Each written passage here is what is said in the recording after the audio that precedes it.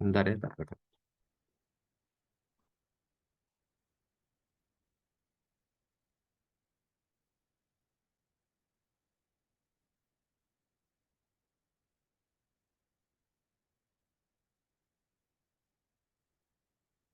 Oh iya, oke. Recording of progress. Kita buka lagi. Nah, alhamdulillah. Semoga tidak putus ya. Nah, seperti ini. Yang kedua, dengan Undang-Undang Dasar 45 itu diharapkan memang terbuka. Dan yang ketiga ada bertanggung jawab. Makanya sekarang itu aliran keuangan bisa ditelusuri. Jadi hati-hati kamu dapat uang dari mana, apa itu bisa ditelusuri. Siapa tahu dari gembong narkoba termasuk rekeningmu juga bisa ditelusuri. Kemarin kasus-kasus ini apa Pak Firly Bahuri KPK aja bisa ditelusuri oleh Polri sehingga bisa ketahuan tuh KPK-nya kok malah korupsi. Dan cepat bertanggung jawab terbuka, jadi terbuka hati-hati di masalah keuangan. Karena tidak hanya keuangan negara aja, keuangan sekarang itu bisa dibuka PPATK namanya apa itu? Ya, wes nggak putus lagi insya Allah. Nah ini ya. Nah, wes. Eh, ada asas umum pengelolaan negara. Yang pertama adalah asas-asas baru, best practice. Asas-asas barunya itu maksud asas-asas yang wis, bahasa anak muda sekarang apa? Update lah, yang terupdate. Nah, itu dia harus akuntabilitas. Yang kedua berorientasi hasil. Ketiga profesionalitas. Profesionalitas tadi profesional, akuntabilitas, berorientasi hasil. Jadi pengeluaran dan pendapatan bisa dilihat. Proporsionalitas. Jadi kalau misalnya pendapatannya 1 M, 1 miliar, itu dibelanjakan berapa saja proporsional untuk belanja pegawai berapa persen, untuk belanja alat berapa persen, untuk pembangunan berapa. Itu proporsionalitas. Keterbukaan dalam pengelolaan pengelolaan keuangan negara. Jadi terbuka, semuanya bisa melihat inilah hasilnya. Terus ada pemeriksaan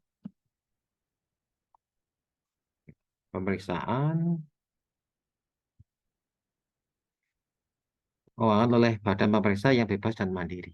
Asas-asasnya, asas yang telah dikenal yang kemarin kita ulangi adalah asas-asas tahunan. Nah, ini makanya kemarin dari berita Pak Jokowi itu adalah kita anu ya, apa namanya, selama 3 bulan, tinggal tinggal 3 minggu, tinggal 3 minggu, tetapi dana yang terserap itu baru 67%, 69%. Makanya jangan salahkan kalau kamu sekarang mau kemana-mana tiba-tiba jalannya yang rusak, moro-moro bisa jadi bagus. Tidak ada apa, tidak ada angin, tidak apa-apa. Tiba-tiba kok ada got terbuka. Ini karena tiga minggu.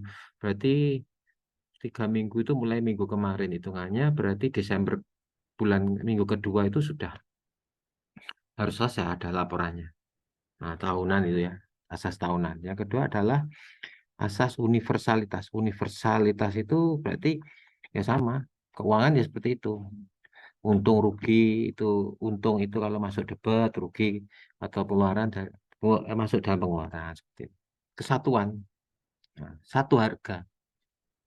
Misalnya beli semen antara di Papua, di Mojokerto, di Sumatera ya sama, harus 50.000. Hmm. Terus ada spesialitas. Spesialitas itu spesial.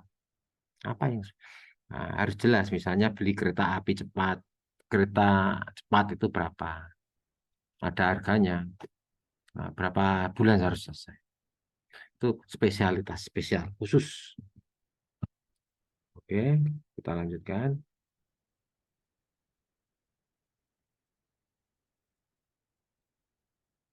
Kok bisa jalan ya? Selanjutnya adalah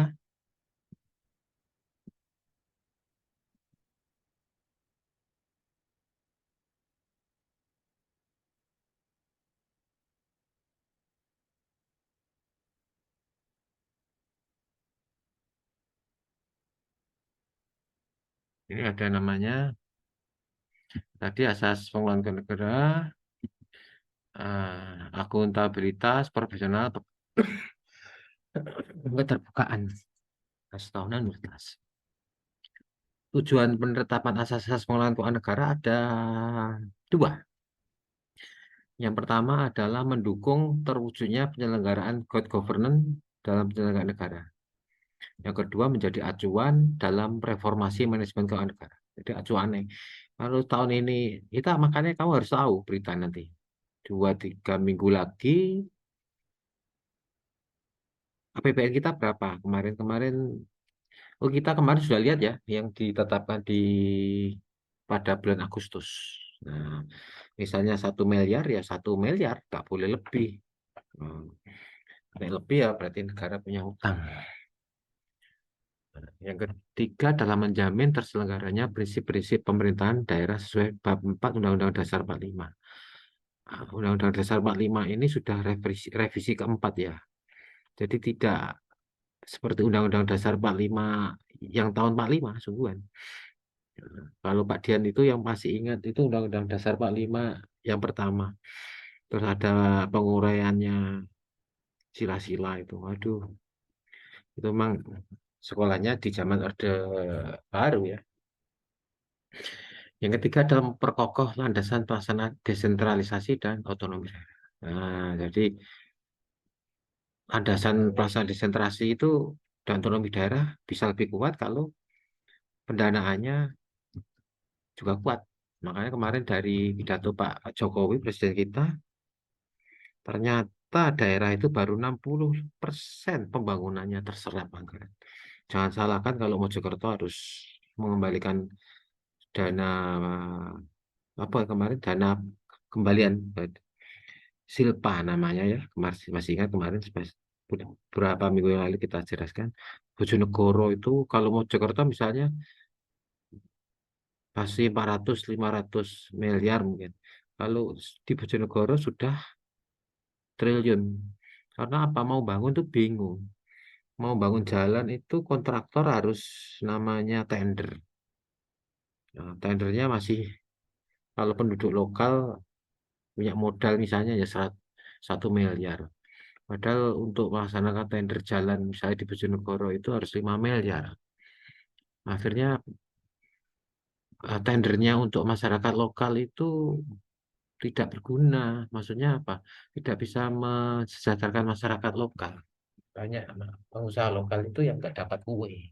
Akhirnya dinikmati pengusaha-pengusaha kontraktor luar daerah yang kuat-kuat. Seperti kemarin itu saya lihat dari Malang, dari Kediri yang bangun jalan di Bojonegoro.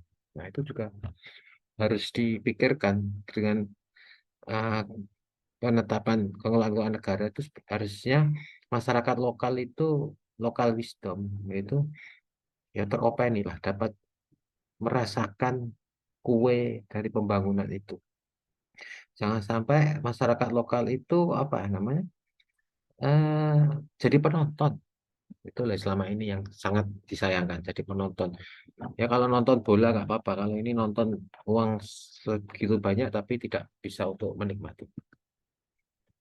Nah, ini ada asas tahunan membatasi masa berlakunya anggaran untuk suatu tahun tertentu.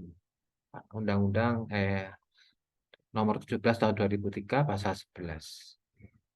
APBN ini merupakan wujud pengelolaan keuangan negara yang ditetapkan tiap tahun dengan undang-undang. Nah, yang kedua pasal 4 Undang-Undang Dasar nomor 17 tahun 2003 keuangan ya.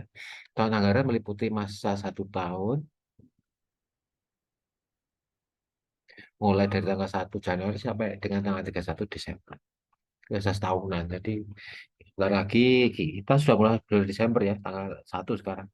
Siap-siap, apalagi anggaran terbesar kita tahun ini, tahun depan itu ya, dipakai untuk pemilu. Ya, Pak Dian hanya mengingatkan, nah, iso nyoblos ya ikut atau nyoblos Oh, insya Allah semua sudah ya, karena umur mahasiswa ya lebih dari 17 lah umurnya. Kalau 17 kan SMA. Nah itu pilihlah pemimpin yang menurutmu paling kamu sukai dengan visi-visinya. Ini asas tahunan. Nah, asas universalitas. Nah, ini universalitas agar setiap transaksi keuangan ditampilkan secara utuh dalam dokumen negara. Jadi utuh. Ini pasal 14 tahun 2004. Menteri Pimpinan Lembaga menyusun dokumen pelaksanaan untuk Kementerian Negara lembaga dipimpinnya berdasarkan alokasi anggaran yang ditetapkan oleh Presiden. Nah, ini kamu naik nanti kurang jelas, kamu bisa download di e-learning ya. Jadi nggak usah di foto atau dalam dokumen pelaksanaan anggaran sebagaimana dimaksud, sasaran yang tidak dicapai, fungsi, program, dan rencana kegiatan anggaran disediakan untuk mencapai sasaran tersebut, rencana penarikan dana dari tiap-tiap satuan kerja, serta pendapatan yang diperkirakan. Di situ ada. Pada dokumen pelaksanaan anggaran sebagaimana dimaksud, dilampirkan rencana kerja dan anggaran badan layanan umum dalam lingkungan Kementerian Negara yang bersangkutan. Ini jadi diutuh lengkap soal universalitas. Nah, nanti saya kasih contoh ya. Asas satuan. Asas satuan itu mengendaki agar semua pendapatan dan belanja negara daerah didasarkan dalam satu dokumen anggaran. Jadi dalam buku, dalam lalu sekarang mungkin bisa secara file ya, dalam file komputer apa gitu. Asas spesialitas mewajibkan agar anggaran yang disediakan terinci secara jelas peruntukannya. Spesial. Mau beli kereta cepat, ya harus jelas. Ini mau belinya ini. Spesial, spesial. Spesial tuh biasanya nggak pakai pakai telur ya, Nek. Makanan tuh spesial. Asas akuntabilitas berorientasi pada hasil. Nah, akuntabilitas, jadi hasilnya dalam pasal 14 Undang-Undang Nomor 11 Tahun 2003, penyusunan rancangan APBN, Menteri Pimpinan sebagai pimpinan lembaga selaku pengguna, menyusun rencana kerja dan anggaran kementerian negara lembaga tahun berikutnya. Jadi sudah. Nah, dan bulan Agustus itu ketika Pak Presiden itu habis menurunkan atau sebelum upacara itu 11 Agustus ya, itu terus mengumumkan oh hari ini seperti ini, oh terjadi inflasi tahun ini seperti itu. Yang kedua ada rencana kerja dan anggaran dimaksud disusun berdasarkan prestasi kerja yang akan dicapai. Jadi rencana kerjanya apa? Prestasinya apa? Kemarin Mojokerto buat apa?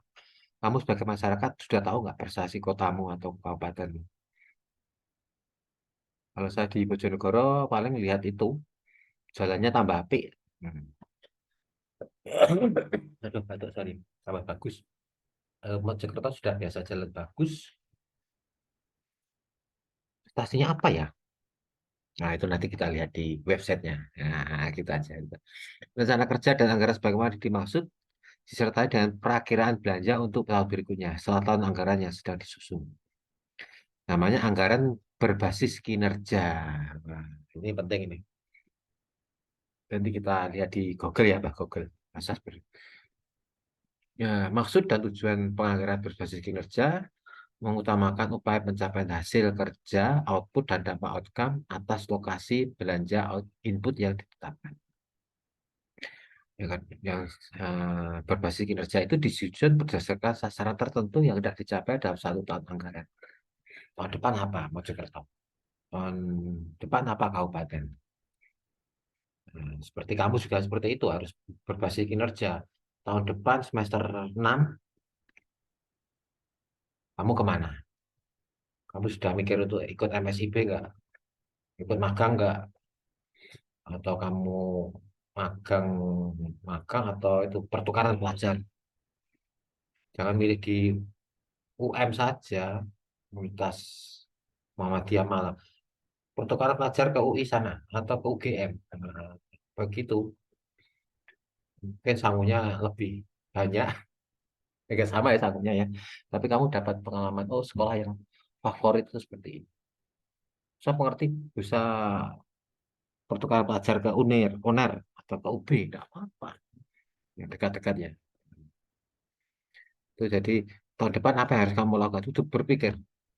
Tahun depan Pak Dian harus berpikir lagi untuk kinerjanya dosen itu apa, sertifikasi dosennya harus apa ya, membuat buku, membuat tulisan. Mahasiswanya yang tidak dong menjadi dong itu bagaimana? Mengerti. Ya. Akan menyediakan wifi sendiri daripada kita pakai wifi putus-putus seperti ini. Misalnya seperti itu. Kamu juga harus berpikiran tahun depan tahun depan itu semester 7 kamu sudah menyusun skripsi. Mak, apa ya, KKM ya, KKM PPM. Tahun depannya sudah skripsi, setahun harus selesai. Nggak boleh 2 tahun baru lulus. Masalah wisuda nomor 2, paling nggak sudah lulus dulu skripsimu, sehingga tidak memberatkan orang tuamu. Tahun depan lagi ada yang merit, misalnya. Tahun depan lagi ada yang sudah mikir kerja. Kerja itu di mana? Di KPU atau di Pemda. Gitu. Untuk bisa ke Pemda apa? Saya akan belajar TPA, kursus TPA misalnya. Itu seperti itu. Proses kinerja apa yang akan dilakukan untuk tahun depan itu sudah dianggaran. Jangan jadi mahasiswa yang ikut-ikutan, ikut Rono, ikut ini, ikut Rono. Misalnya eh, nanti nggak ada anu, misalnya nggak ada kuliah, tidur seharian, jangan. Setiap detik, setiap saat, setiap jam adalah sesuatu hal yang akan mengubah hidupmu, yang akan merubah masa depan. Demikian juga dengan negara. Tahun depan apa? Tahun depan ini presidennya siapa? Pak Ganjar, Pak Anies, atau Pak Prabowo? Apa yang akan dilakukan? Indonesia emas tahun 2045 tercapai enggak? Apa menjadi Indonesia perak misalnya? Karena banyak yang tidak sesuai.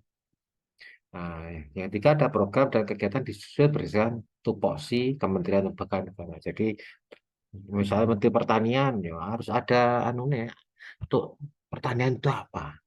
Bagaimana kalau petani setiap desa disediakan mesin apa itu pemanen sendiri, mesin penanam sendiri padi. Kalau enggak kalau sudah dianggarkan tidak dilaksanakan ya seperti Menteri Pertanian itu. Yasin Limpo ya. Nah, itu akhirnya sekarang perang dengan KPK. Itu karena menemukan ketidaksesuaian. Nah, selanjutnya ada asas akuntabilitas adalah asas yang menentukan bahwa setiap kegiatan dan hasil akhir dari kegiatan negara harus dapat ditanggungjawabkan kepada masyarakat atau rakyat sebagai pemegang data tertinggi sesuai dengan undang-undang yang berlaku. Jadi akuntabilitas, akuntabel. Nah, sebentar lagi kamu harus lihat koran itu ya biasanya. Misalnya PT Gudang Garam, untung enggak?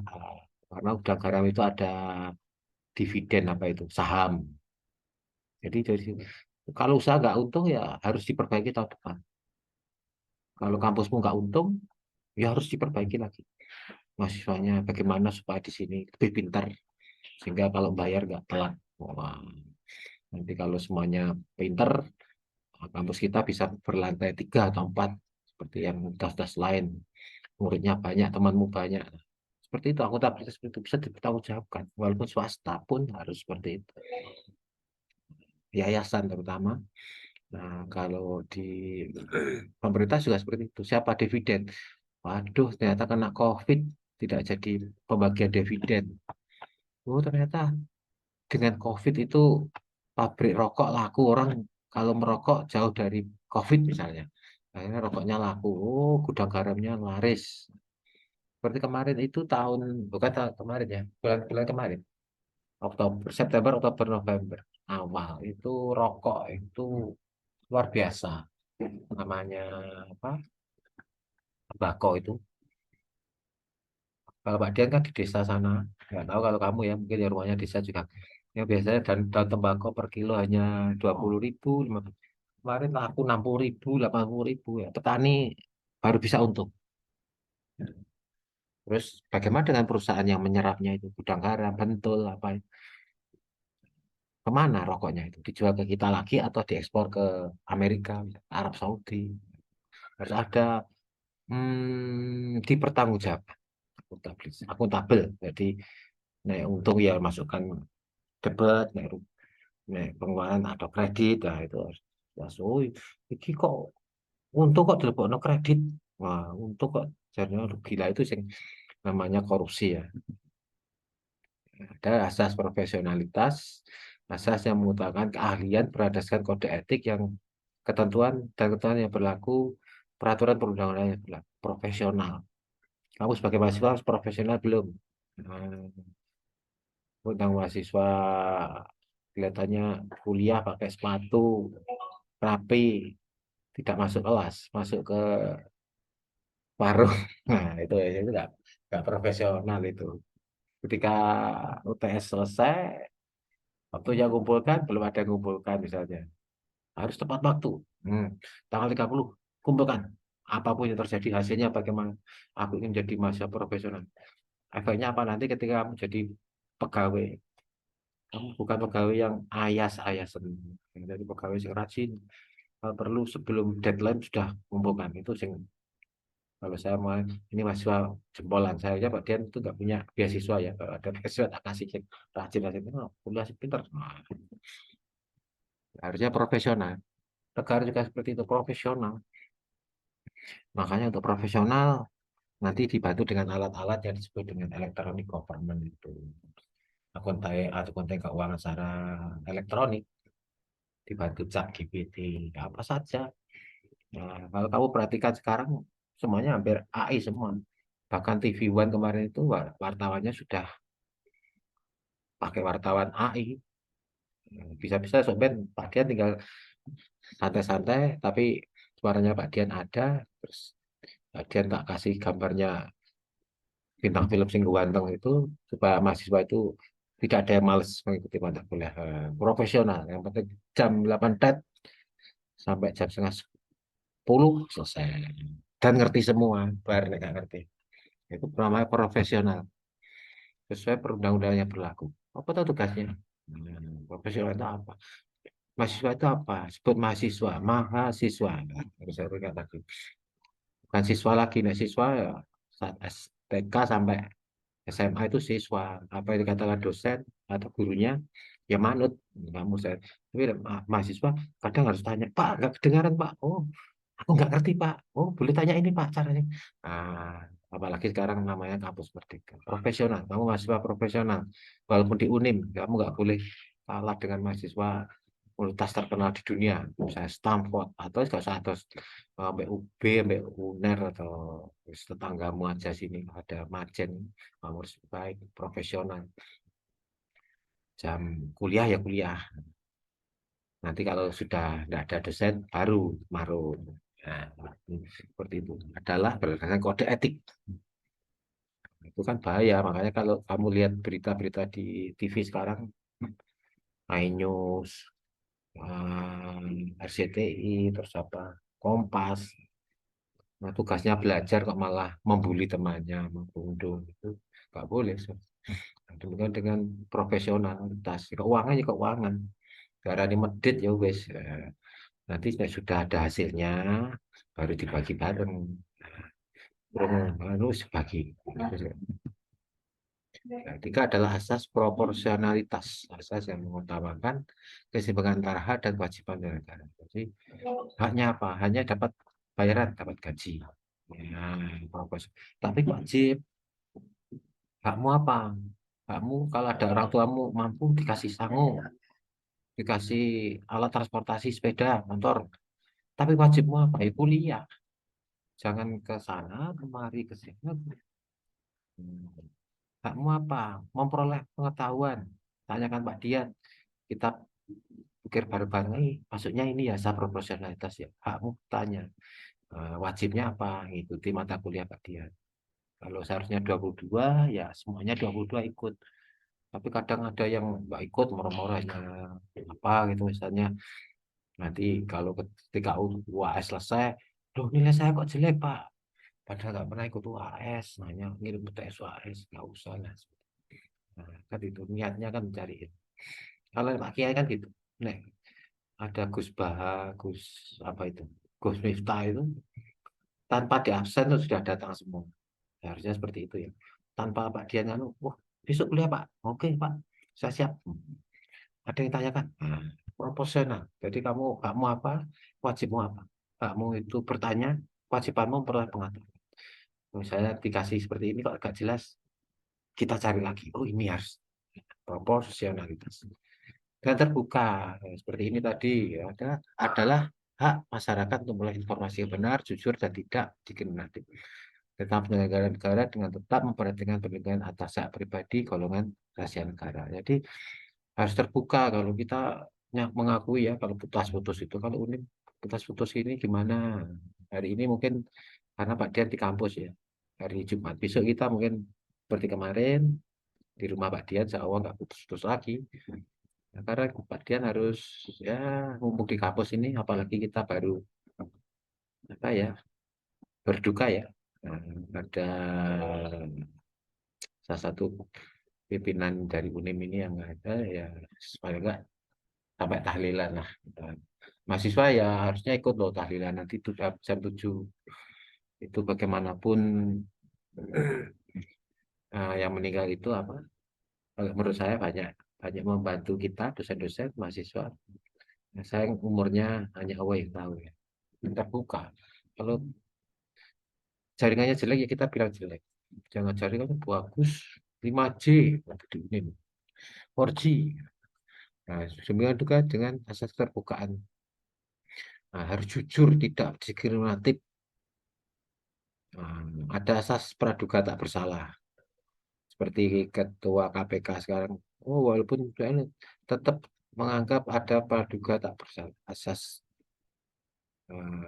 dan rahasia negara terbuka. Ada namanya rahasia negara itu harus diperhatikan. Mas, kemarin ada sangat serem lagi ya bahwa data KPU bocor lagi. Waduh, ini butuh anak-anak muda ini. Dari UNIM mungkin ya bisa-bisa. Bagaimana kok data terbocor? Malah ya orang-orang sendiri itu yang bocorkan. Waduh, waduh, itulah harus terbuka. Oh, ini asas pemeriksaan keuangan oleh badan pemeriksa yang bebas dan mandiri. BPK memiliki kebebasan dan kemandirian dalam 3 tahap pemeriksaannya ini, perencanaannya bagaimana, pelaksanaan bagaimana, dan pelaporannya. Jadi seperti itu. Perencanaanmu apa? Tatap muka hari ini. Pelaksanaannya bagaimana? Dut-dutan wifi-nya. Pelaporan hasil pemeriksaannya tetap berjalan, tetap semangat. Nah, ya, kalau nggak semangat ya berarti ngantuk. Saya sendiri juga ngantuk jam segini habis hujan. Tapi kan tetap semangat. Kalau mahasiswaku ternyata menunggu Pak Dian nih. Nah, saya akan memberikan yang terbaik yang saya kebebasan, kebebasan dalam tahap perencanaan. Mencakup kebebasan dalam menentukan objek yang akan diperiksa kecuali pemeriksaan yang objeknya telah diatur dan tidak undang-undang atau pemeriksa berdasarkan permintaan khusus dari lembaga perwakilan. Nah, ternyata ada kebebasan. Oh, ternyata kok misalnya bangun jembatan saja nih 2 miliar. Harusnya hanya dapat misalnya hanya apa cor-coran 2 senti, 20 senti. Tapi ini kok bisa 1 meter cor-corannya apa jembatan. Nah, diperiksa, oh ternyata ada bantuan dari masyarakat, dana partisipatif. Bisa seperti itu boleh. Sama pemerintah sekarang seperti itu. Bisa dianggarkan 1 miliar. 1 miliar itu kan standar negara. Pengen bagus lagi, masyarakat berpartisipasi. Ah, misalnya kok wifi-nya Unin kok putus-putus. Mungkin ada temanmu yang nggak bayar SPP, akhirnya bayar wifi aja nggak kuat. Bisa jadi seperti itu, tapi saya nggak tahu. Ya, harusnya bayar semua. Harus sudah bayar semua. Boleh protes. Wifi kok putus? Apa saya belikan wifi? Eh, harus gaya gitu mahasiswa UNIM kok. Itu ada pemeriksaan menentukan objek yang akan diperiksa. Boleh. Kok wifi putus saya kenapa? Ternyata misalnya dihabiskan oleh orang depan sana untuk nonton YouTube, untuk nonton drakor, wah ya repot. Nggak tahu ya. Tapi atau memang kabelnya waktunya dibelikan. Mau putus-putus. Asas pemeriksaan. Asas yang ketiga adalah bebas dalam menjalankan kegiatan. kebebas. Kebebasan dalam menentukan waktu, metode pemeriksaan. Metode pemeriksaan yang bersifat investigatif. Bebas, oh seperti ini ya waktunya. Kok terjadi hal yang aneh misalnya. Seperti pembuatan jembatan yang dilakukan. Kalau kamu tahu Candi Seribu itu, Roro Jonggrang, kan, dalam waktu semalam sudah jadi Candi Sewu. Nah, ini jembatan harusnya masih masih ada waktu misalnya 3 bulan loh, kok seminggu selesai. Nah, ternyata menggunakan teknologi yang luar biasa. Oh, tapi uangnya bagaimana? Misalnya, menggunakan teknologi. Oh, uangnya ternyata dibelikan teknologi itu untuk saya bisa jadi seperti itu. Oh, ternyata tidak selesai-selesai bangun jembatan. Setahun. Nah, ada tahu dulu Hambalang itu, Wisma Atlet itu. Kompleks. Tapi nggak tahu sekarang sudah selesai mungkin ya. Nah, itu loh. Makanya perlu anu, kenapa setelah Pak SBY dulu seperti itu. Oh, ada Andi Malarangeng, ada apa yang ngomong korupsi. Nah, selain kemandirian, BPK dan perusahaan keuangan mencakup ketersediaan SDM, anggaran, dan sarana pendukung lainnya memadai. SDM lah, SDM-nya itu loh ya. Kadang kita boleh keluar-keluar, tapi SDM-nya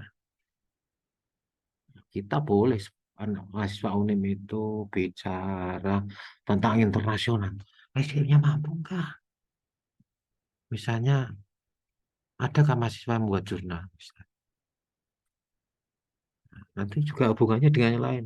Kok dosen UNIM tidak ada yang internasional minded misalnya. Oh, buat jurnal internasional ya butuh dana 10 juta. Bayarannya nggak sampai segitu ya nggak bisa. Ya, SDM-nya saling mempengaruhi dengan anggaran yang ada. Kamu juga harus, kok misalnya mahasiswa UNIM kok yang ikut kampus Merdeka sedikit. Kenapa? Yang lainnya misalnya tidak mau kah? Atau mungkin tidak pede kah? Seperti itu. SDM-nya harus mampu. Nah, kenapa yang lainnya seperti SDM-nya dibuat mampu? Jadi buat anggapan kalau nggak daring nggak ngerti apa-apa. Justru ketika daring harus tanya. Ada fungsinya tanya tanda seru. Kalau nggak dianggap misalnya bilang buka secara secara apa? Omong. Nah, kalau nggak ada kita cari di Google loh. Enaknya gitu. Bedanya dengan pembelajaran secara luring. Luring itu harus nulis di papan tulis, nghabiskan belum dosennya harus lari ke sana sini. Kadang kalau di kelas kamu lupa nggak ngambil spidol, wah, kalau sudah situ lupa di mana materinya. Nah, ini kita enak nyari, oh di sini GPT, pun AI, baru kita. Yang kelima ada BPK, diperlukan mendapatkan data, dokumen, dan keterangan dari pihak terperiksa. Nah, dan itu kesempatan memeriksa secara fisik setiap aset yang berada dalam pengurusan pejabat yang diperiksa, termasuk penyegelan, mengamankan uang, barang, dokumen. Seperti itu. Jadi kalau bedanya anak anak YouTubers dengan BPK atau KPK apa? Nah, sama-sama menggelar uangnya, tumpuk-tumpuk. Nah, tapi kalau yang anak YouTube itu, anak apa namanya, generasi Z itu uangnya itu katanya dari bermain apa itu, terus pokoknya dari YouTube bisa. Tapi kalau KPK, BPK itu uang korupsi, sama-sama ditumpuk. Nah, seperti itu loh. Jadi jangan jangan heran ya, uangnya banyak itu. Tapi memang juga kita generasi, Pak Dea kan generasi X ya, bukan generasi Z. X, Y, Z masih ada. Jadi kok kadang rasa-rasa anak sekarang itu kok banyak uang ya. Apakah memang kerja atau pinjol misalnya? Wadah, pinjol sana turunan. Nah, itu ya. Nah, atau memang dia pinter bermain berdagang karena punya internet, beda dengan internet dulu. Kalau dulu malah nemen putus-putusnya. Kalau dulu 1 jam 10.000 per internetnya. Sekarang ada prinsip dasar pengelolaan keuangan. Nah, sebentar lagi kita ganti channel ya. Sistem keuangan negara Ada pertama keuangan negara dikelola secara tertib, taat pada peraturan perundang-undangan, ekonomis, efektif. Nah, jadi harus berisinya harus dikelola secara tertib. Nek wayahe disangoni mbokmu, bapakmu, ya dibelikan bensin, ojo mau di sepeda ditumpaki tok ra ditukokno bensin. Ada, nah, itu gak tertib itu. Negara juga gitu. Negara ya harus waktunya dibangun jembatan, jalan ya harus dibangun. Nah, waktunya selesai, bangunan selesai, ya harus selesai. APBN merupakan perubahan dan tanggung jawaban setiap tahun ditetapkan dengan undang-undang. Jadi ditetapkan APBNP. Makanya, loh, ternyata setelah dibangun kurang 100 miliar ya jalannya. Masa tinggal 1 kilo nggak diaspal. Itu ada APBN perubahan. Yang harus dilaksanakan, ditetapkan dan undang-undang ada. APBN punya fungsi otoritas, perencanaan, pengawasan, alokasi, diskusi, dan stabilitas. Jadi APBN itu nggak mau tulisan APBN itu enggak, tapi dia punya fungsi otorisasi yang direncanakan. Oh ya bangun ini harus dibangun. Kemarin kita kan lihat dari Mojokerto kemarin yang apa itu persatuan apa namanya persatuan item ya perdinasan itu nanti Mojokerto ngumpul jadi Jawa Timur ngumpul dari Indonesia. Pengawasannya siapa, alokasi dan stabilisasi. Nggak boleh harga-harga mahal makanan nggak boleh. Nah, karena ada stabilisasi. Nasi mahal akhirnya diambil oleh pemerintah pusat ya. Sebuah penerimaan yang menjadi hak dan pengeluaran negara dalam tahun yang peserta harus dimasukkan dalam APBN dari penerimaan. Seperti tadi asas apa tadi eh, profesional. Penerimaan ya penerimaan. Ini sudah lagi Januari, wes pemerintah desa itu apa namanya sudah mulai cari uang untuk pajak-pajaknya itu siap-siap. Ini sudah surplus penerimaan negara dapat digunakan untuk pengeluaran negara tahun anggaran berikutnya. Penggunaan surplus negara untuk menentukan dana cadangan atau penyertaan pada perusahaan negara harus boleh persetujuan DPR. Pasal 3 Undang-Undang Nomor 17 Tahun 2003, fungsi APBN. Ya, kira satu ya, fungsi APBN adalah bahwa anggaran negara menjadi dasar untuk melaksanakan pendapatan belanja pada tahun yang bersama. APBN itu wis kudu iku ya iku wis. Sementara petuku mobil untuk presiden ya ora oleh kudu nek tahun ngarep mungkin.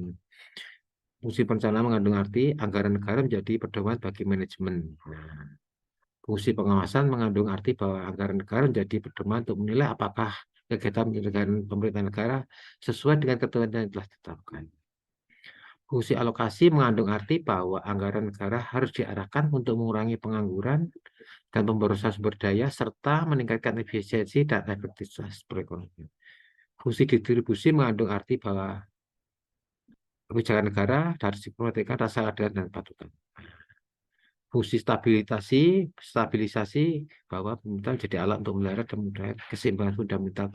Jadi nggak oleh uh, harga misalnya harga cabai sampai 1 juta nggak boleh. Tetap bagaimana caranya pemerintah itu supaya cabai yang tetap paling mahal 100.000 lah per kilo. Itu ada fungsi stabilisasinya. Oke, demikian pemaparan Pak Dian tentang pertemuan ke-8. Fungsi keuangan, asas-asas keuangan negara. Nah, jangan lupa untuk melakukan presensi di e-learning ya. Untuk mahasiswa, jangan lali desain e-learningnya. Dari sini ada yang tanyakan? Sebelum kita akhiri dan kita beralih ke link selanjutnya. Mas Nabil, monggo Mas Nabil tanya. Nah, untuk tugas sudah Belum ada, Bang. belum ada? Oke. Untuk tugas-tugas tadi sudah saya jelaskan ya. Ya.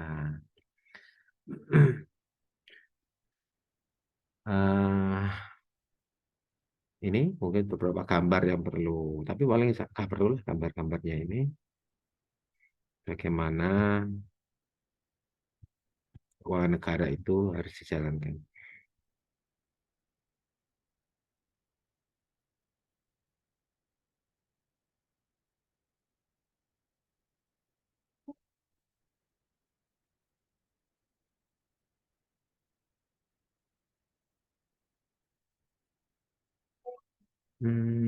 Tadi apa ya mau saya tanyakan?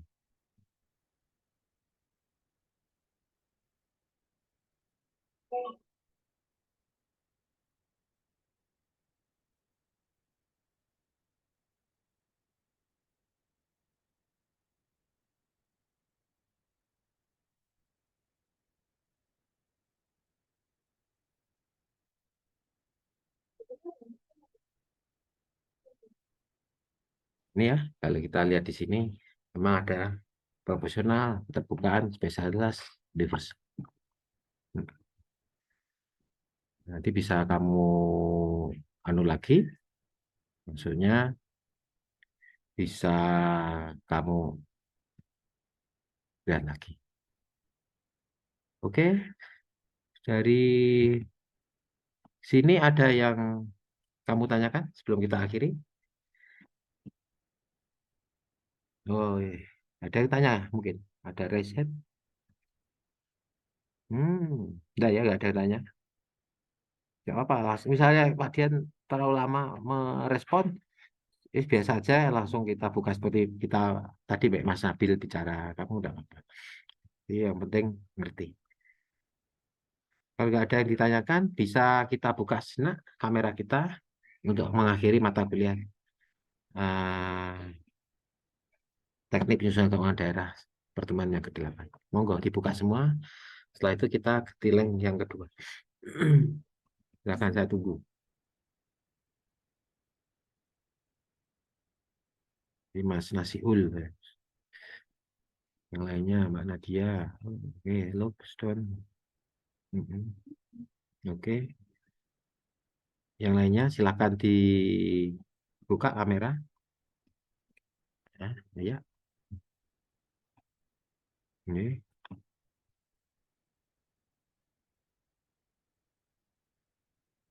ini semangat hari ini. Ada yang tetap ke kampus nggak hari ini ya? Saya nggak tahu ya. Ini Mbak Selga, Mbak Nindi, ada namanya double-double lah. Nggak kacak sedikit lah nama-namamu itu saya lihat perhatikan di absensinya. Ada yang siapa ya? Nadia, ini Mbak Nadia satu nih, Nadia Amalia ya, Nadia Ayu. Nah itu loh. Makanya lihatnya di emailnya itu kadang ya Pak Dian bener sih kita ini. Nah, itu ya. Bisa kamu jangan lupa ketika ngirim itu kayak nama yang lengkap. Jadi Pak Dian itu. Oke, saya anu ya, saya print screen. Oke, satu, dua, tiga.